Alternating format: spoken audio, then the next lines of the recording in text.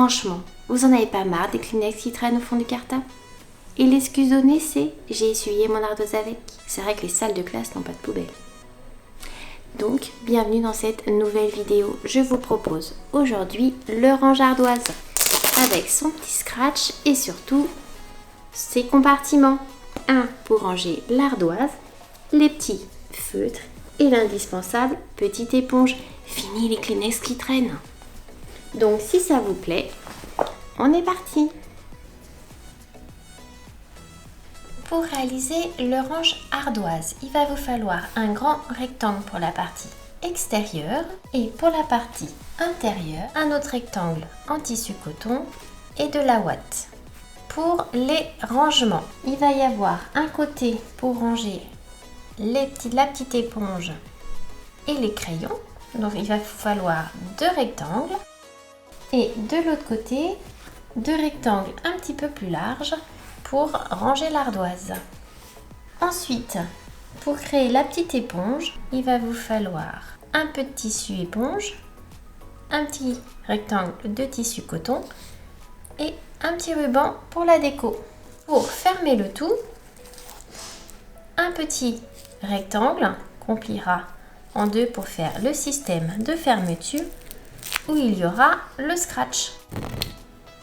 Donc en matériel, rien de bien original, une paire de ciseaux, des petites aiguilles, un mètre ruban et du fil. Donc on va faire les deux rangements. Donc pour ça, on va commencer par le rangement de crayons. On met nos deux bandes endroit contre endroit. Donc on fait bien attention au sens des tissus, de les mettre dans le même sens. Donc le bas et le haut. Et on va épingler toute cette partie-là afin de faire une petite couture au point droit.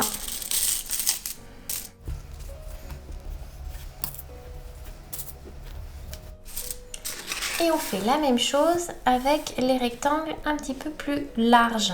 Donc on prend nos deux bouts de tissu, on les met endroit contre endroit, donc on tient bien compte pareil du sens des motifs et on épingle.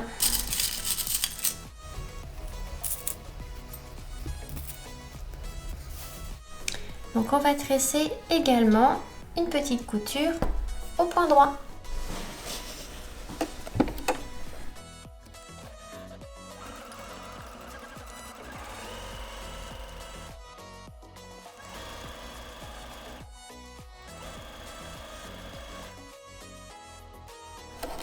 Et on fait la même chose avec le deuxième.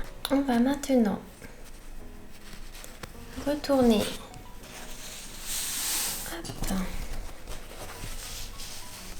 nos deux petits rabats.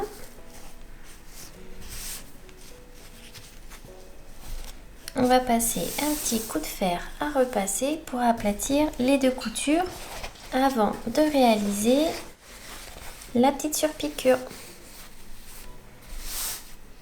La couture est maintenant aplatie, on va donc pouvoir faire la petite surpiqûre. Mon tissu de l'intérieur de ma pochette va se trouver de cette couleur-là, donc du coup, la partie supérieure de ma poche, je vais faire avec le tissu gris afin qu'il y ait un beau contraste. Et l'intérieur de ma poche sera en jaune. Donc du coup, je vais faire la surpiqûre sur ce côté-là et non sur ce côté-là.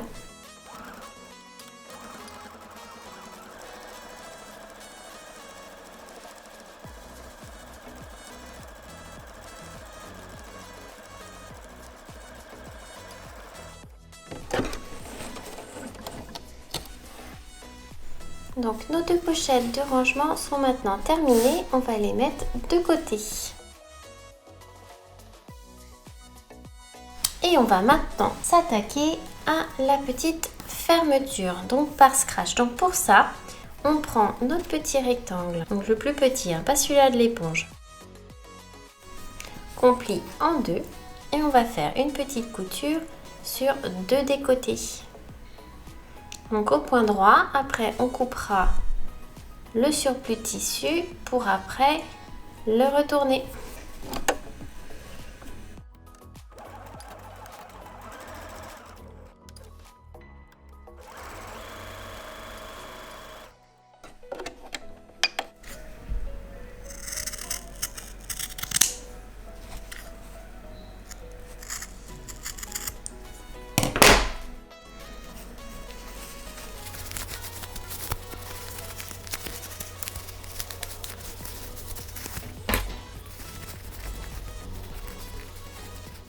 Donc, quand on fait ça avec la pertisan, on fait ça doucement. Parce que ça, c'est un coup à... Si on y va trop comme une brute, à faire un trou dans le tissu. On va maintenant prévoir d'accrocher là-dessus le scratch.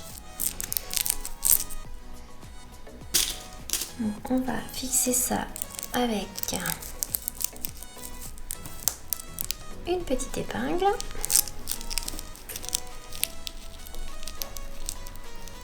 Sans se perforer le doigt. Et donc on va faire une couture en carré et après en diagonale. Donc comme ça et comme ça.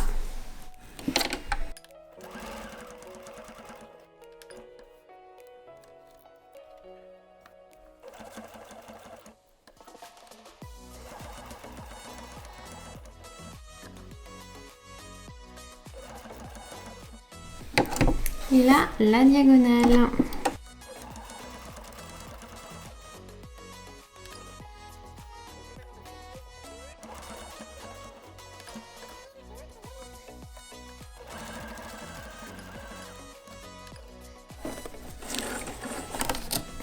On va prendre la partie extérieure de notre tissu pour coller l'autre partie de notre petit scratch. Donc la mission du moment, ça va être de coudre le deuxième morceau du scratch. On vise la moitié dans la hauteur. Donc on a le haut du tissu là, le bas du tissu là. Donc on vise à peu près la moitié. Celui-là, faut tenir compte qu'il va être pris dans sa couture, qu'il y a la marge de couture à cet endroit-là. Donc on ne le colle pas trop près du bord pour que celui-là, il peut venir se scratcher dessus. Donc on va le positionner là. Une petite épingle. C'est dur à épingler sans se perforer les doigts, ça. Et on va faire la couture comme pour celui-là. Donc voilà, notre scratch est maintenant cousu. Donc on coupe les petits fils qui dépassent. Et on va maintenant procéder au montage de toutes les couches. On va faire le montage de la partie intérieure. Donc pour ça, on prend notre grand rectangle et on va venir mettre sur le côté droit notre petite pochette, la moins large. Vous avez celle-là qui va être pour l'éponge et les crayons et celle-là qui va se trouver de l'autre côté. Donc on prend bien la plus petite. On vient la coller sur le bord. On va l'épingler autour parce qu'on va créer des petites coutures au point droit pour pouvoir faire les différents espaces de rangement.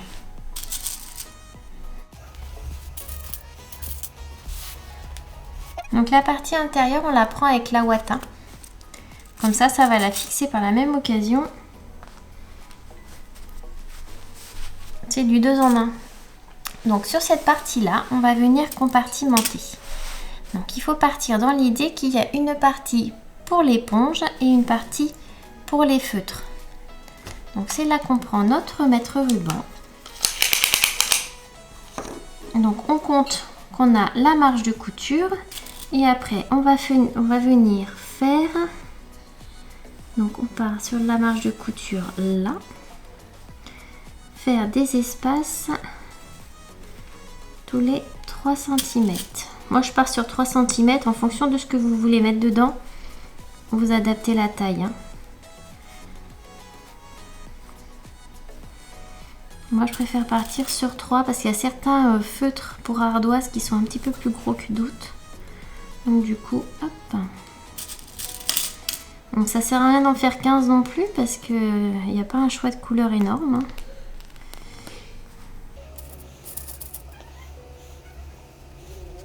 Voilà. Donc moi je vais en faire, ça me fait 1, 2, 3, 4, 5 espaces. On va prévoir l'espace pour l'éponge. Donc pour l'éponge, on va lui prévoir, allez, on va lui prévoir 12 cm, 11 cm, 11 cm pour l'éponge. Et donc ça fera un espace de rangement au milieu un petit peu plus grand pour mettre éventuellement autre chose. Donc les feutres, un petit espace libre et l'éponge. Donc là on va tracer du coup des lignes droites pour diviser tout ça. Donc je vais mettre une épingle un petit peu plus loin pour avoir des repères, pour partir le moins de travers possible.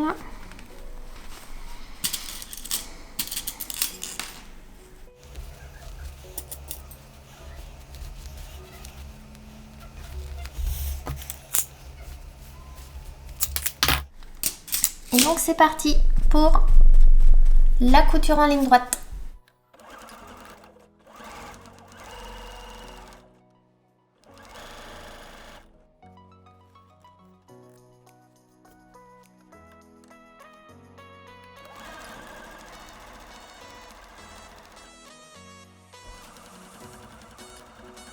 Donc on n'oublie pas le petit aller-retour à la fin de chaque ligne. Surtout qu'il va y avoir une certaine tension qui va se créer là, quand on va enfiler le stylo. Donc si vous voulez pas que votre couture se fasse la malle, bien faire le point d'arrêt.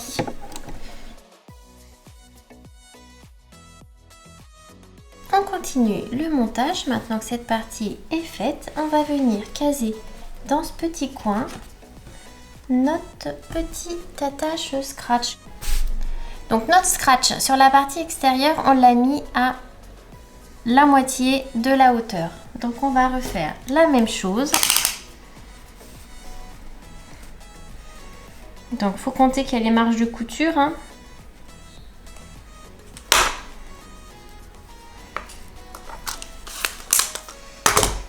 On va venir épingler tout ça. On va faire une simulation, hein, de toute façon. Pour être bien sûr de ne pas le monter à l'envers. Donc pour faire la simulation, il faut que je mette ma petite épingle sur le côté, comme si c'était la couture. On a bien notre tissu intérieur, on a mis notre tissu extérieur en position. On fait comme si on refermait notre pochette. Et donc notre petit scratch vient se scratcher parfaitement. Donc on est bon, la position est bonne. Donc en résumé, votre scratch, vous le mettez à la moitié de cette distance avec la partie scratch contre votre anche crayon. Voilà, tout simplement. On continue à habiller notre partie intérieure en venant positionner le rabat pour l'ardoise. Donc une fois que tout ça est en position, donc le range crayon, le petit scratch et le rangement pour l'ardoise, on vient mettre endroit contre endroit notre partie extérieure. Et là, on va venir épingler le tour en laissant à la base, donc entre les deux pochettes, une ouverture pour pouvoir retourner la pochette.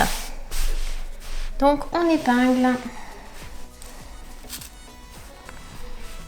Donc je vais récupérer la petite épingle de l'attache scratch que je repositionne au-dessus. Donc on fait bien attention quand on épingle de prendre toutes les couches. Donc on a le tissu extérieur, les deux tissus du rangement, le tissu coton de la partie intérieure et la ouate.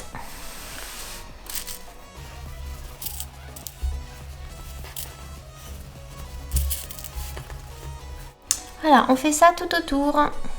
on vient maintenant coudre au point droit tout le tour.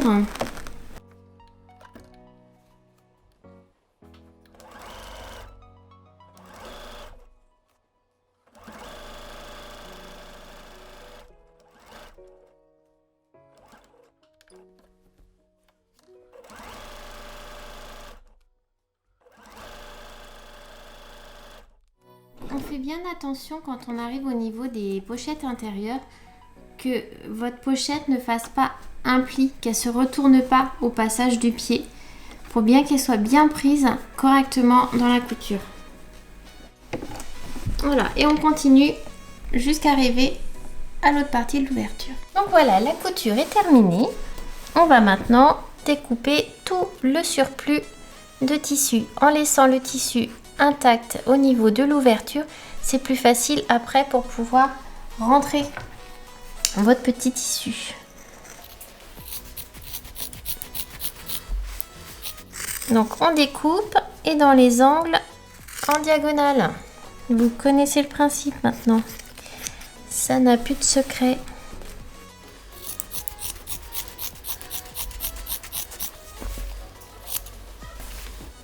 Donc maintenant qu'on a découpé tout le surplus de tissu, on va faire une belle petite couture en point zigzag tout autour. C'est parti!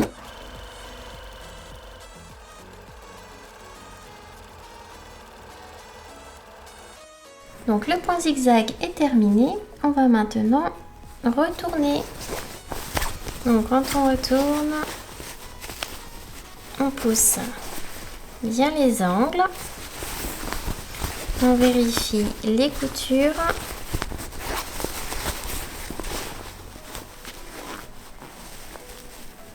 Hop. Donc il y a beaucoup d'épaisseur dans les coins, donc c'est vrai que c'est un petit peu compliqué. Mais on y arrive.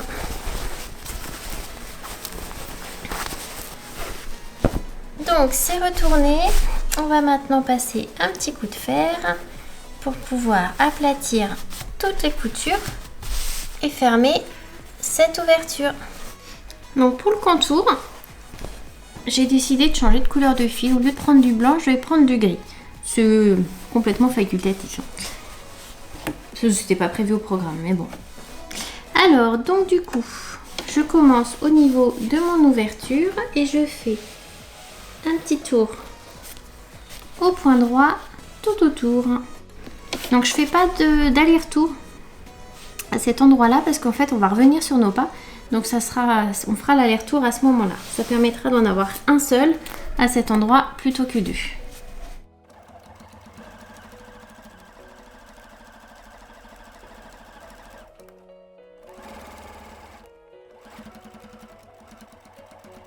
Donc au niveau de la couture là qu'on est en train de faire, il y a énormément d'épaisseur en dessous.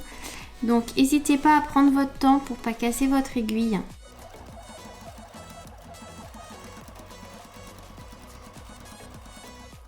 La tache scratch, on la dégage bien pour pas qu'elle se retrouve en dessous. Parce que si vous la retrouvez comme ça, elle sera plus dans le bon sens pour pouvoir se scratcher sur votre autre partie. Autre petite chose à penser.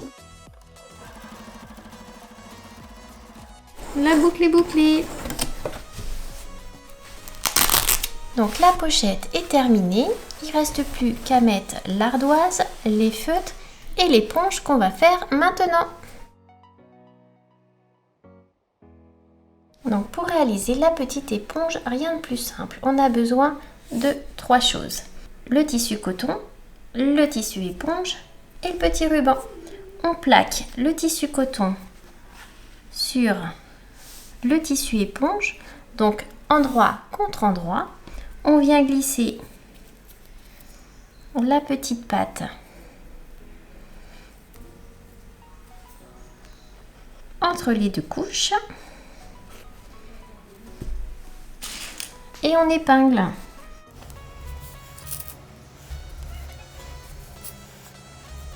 Donc au moment de la couture, on va laisser une ouverture à la base pour pouvoir retourner l'éponge.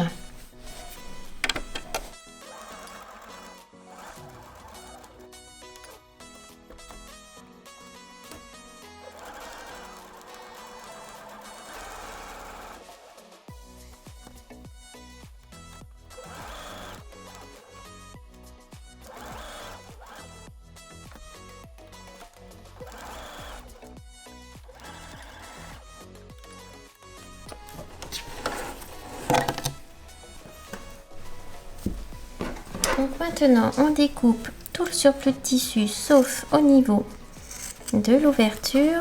On dégage bien les angles.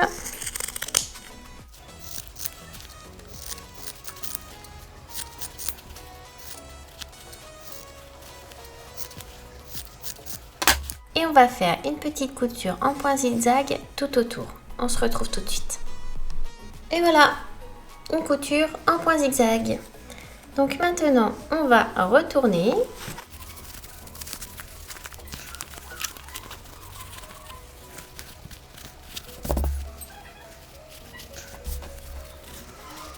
Voilà, donc votre petite éponge est presque terminée. Vous pouvez très bien la laisser comme ça en fermant simplement l'ouverture. Moi, je vais lui donner un petit peu de volume avec ma poubelle, tout simplement.